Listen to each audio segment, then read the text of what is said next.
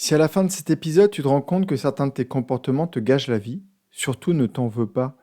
Ne crée pas de culpabilité, mais de l'engagement. Passe un pacte avec toi-même selon lequel tu choisis de faire autrement. Engage-toi à faire de ton mieux pour transformer ce qui t'empêche de profiter de la vie. Ce n'est pas grave de se planter, ce qui le serait plus, c'est de continuer de le faire. Et j'ai une bonne nouvelle pour toi. Il est toujours suffisamment tôt pour en prendre conscience et décider de vivre pleinement.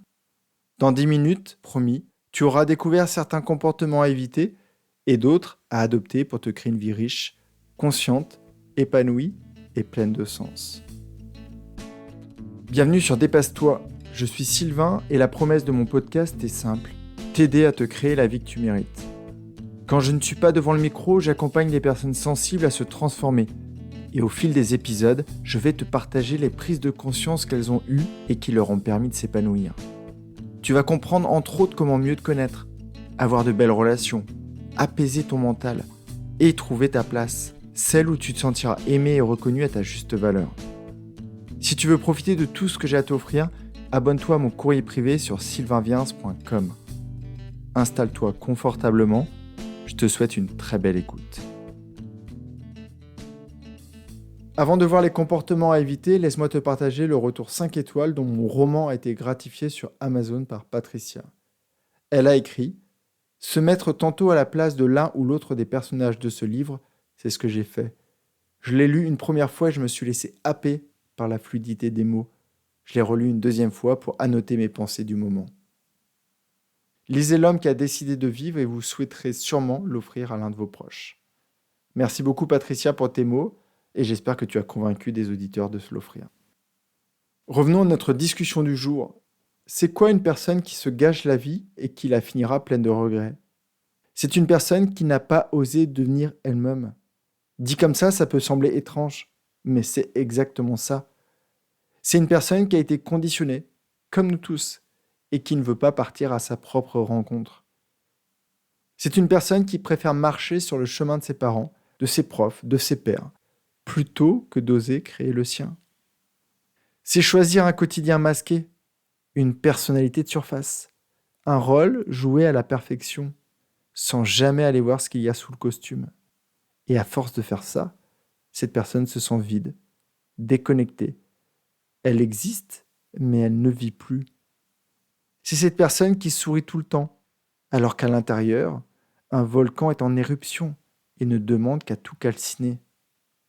Parfois, elle veut hurler, fuir, pleurer, mordre, mais elle reste là, cachée sous son masque de comique, de gentil ou de femme forte. Elle joue un rôle et elle s'efface derrière. Une personne qui gâche sa vie, c'est aussi une personne qui n'ose pas remettre en question ses croyances. Celle qui l'empêche d'être libre, d'aimer, de créer, de s'exprimer. Jusqu'à la fin de sa vie, elle va croire dur comme fer qu'elle est nulle, qu'elle doit être gentille pour être aimée, ou qu'elle ne mérite tout simplement pas mieux. C'est une personne qui vit dans la honte, dans la culpabilité, dans la peur, surtout la peur d'être rejetée. Imagine-la dans une cellule mentale, attachée par des menottes gravées des mots comme « je ne vaux rien »,« je suis trop ou pas assez »,« je dois me taire ». Ces barreaux, ce sont les croyances limitantes qu'elle a dans le cerveau. Elle croit que ces croyances la protègent, mais elle l'enferme. Une personne qui gâche sa vie, c'est une personne qui cherche des solutions là où elle a créé les problèmes. Pour éviter d'être rejetée, elle devient collante, alors que c'est cette dépendance qui a fait fuir l'autre. Ou au contraire, elle devient distante, alors que c'est ce mur qui a causé la dernière rupture. Elle a peur d'échouer, alors elle ne tente rien. Ou au contraire, elle se met une pression monstre pour réussir et elle rate tout, paralysée par le stress. C'est une personne qui refuse de voir la vie telle qu'elle est.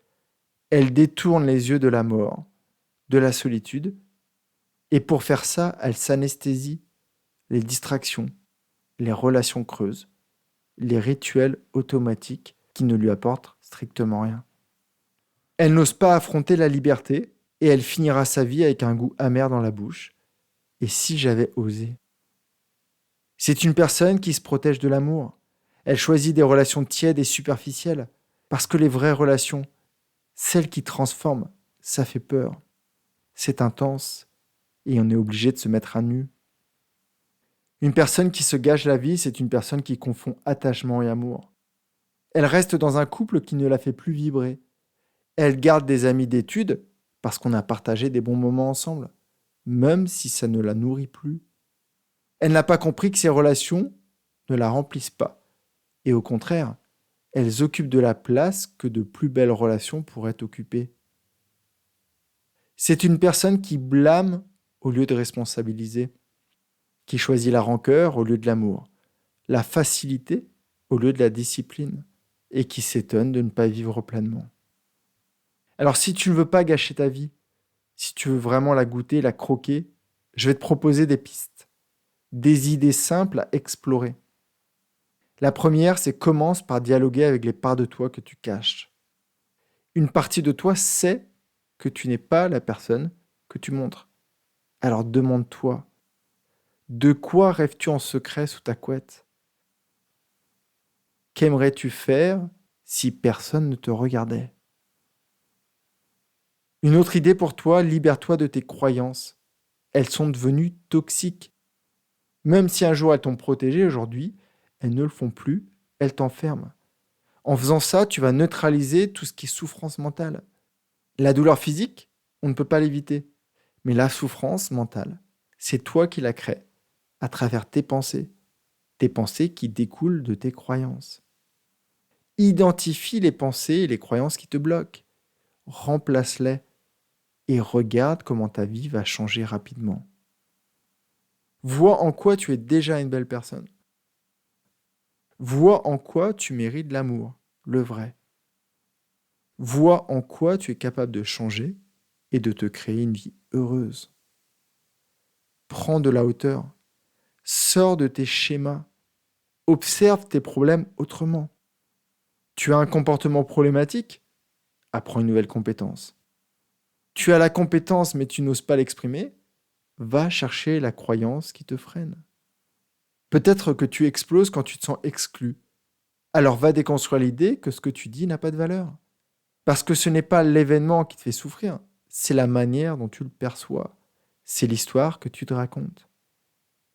Pour profiter de la vie, réaligne-toi avec ce qui compte vraiment.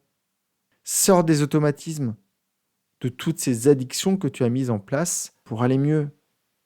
Oublie toutes ces distractions qui ne font que te voiler la face. Remets de la conscience dans ton quotidien. Choisis chaque geste, chaque mot et chaque relation. Une personne heureuse, c'est une personne qui a des relations vraies avec elle-même, avec les autres. Alors fais de ton mieux pour ramener de l'authenticité dans ta vie. Sois honnête avec les autres sur tes désirs, tes peurs, tes blocages. Passe d'un lien froid et distant à une connexion qui fait battre le cœur. Plus tu seras vulnérable, plus tu risqueras d'être rejeté, mais plus tu auras la chance de vivre de vraies relations. Montre-toi tel que tu es, sans masque. Et surtout, arrête de rêver grand et de vivre petit. Je suis sûr qu'à certains moments, tu rêves d'un monde incroyable quand tu as les yeux fermés. Et quand tu les ouvres, tu n'oses pas le créer. Pose tes rêves sur papier et passe à l'action. Développe la discipline et la responsabilité nécessaires. Parce que personne ne vivra ta vie à ta place. Et enfin, peut-être la dernière idée que j'ai envie de te proposer, c'est ose briller sans t'excuser. Laisse les autres penser ce qu'ils veulent. Si tu mets ça en place, promis, tu ne termineras pas ta vie avec cette phrase sur les lèvres. J'aurais dû, mais je n'ai pas osé. Et rappelle-toi que même si tu appliques quelques-uns de ces conseils, la vie ne sera pas toujours toute douce.